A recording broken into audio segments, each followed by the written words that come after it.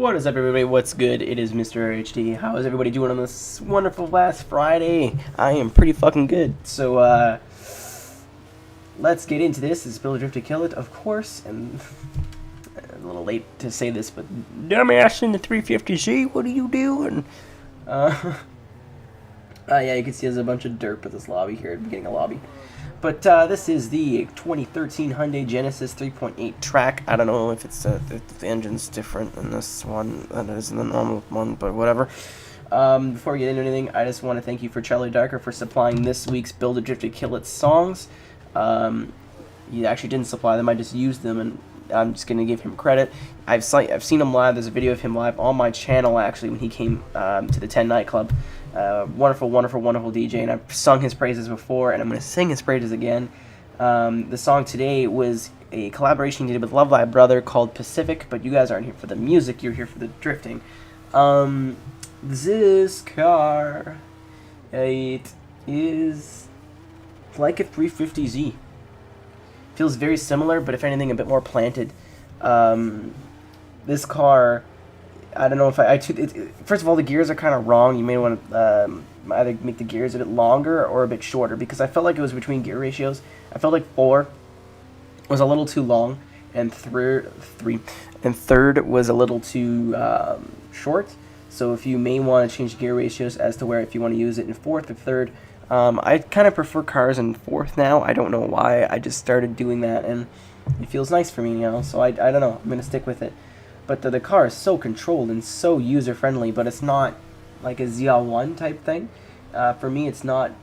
There's no too easy factor. I still the difficulty is in, you know, keeping the speed up, because that is where this car is faulted. Is it's so slow.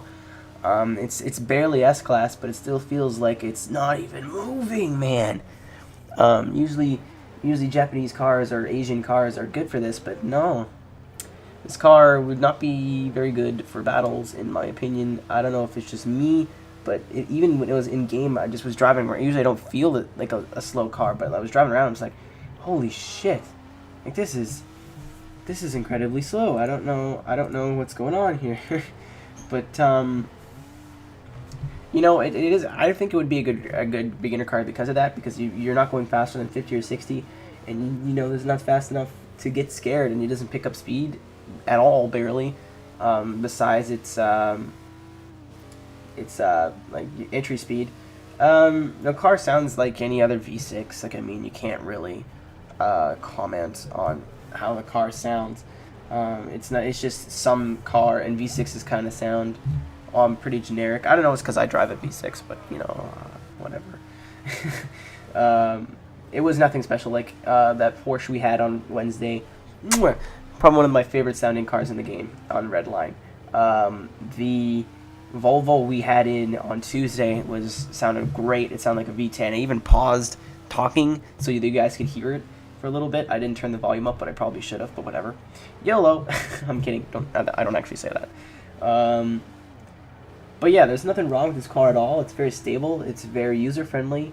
It's kind of slow, but it's still fun to use. It's not as fun as something a little bit quirkier, a little bit kookier. But if you're looking to find a first drift car, I'm pretty sure the other Genesis will be just as good. The other Genesis Coupe will be just as handled pretty similar. But if you want to get into drifting, this is the car for you. Like, look how smooth that was. Usually my drifts aren't that smooth, but this one handles very well. Like a 8 out of 10 for me.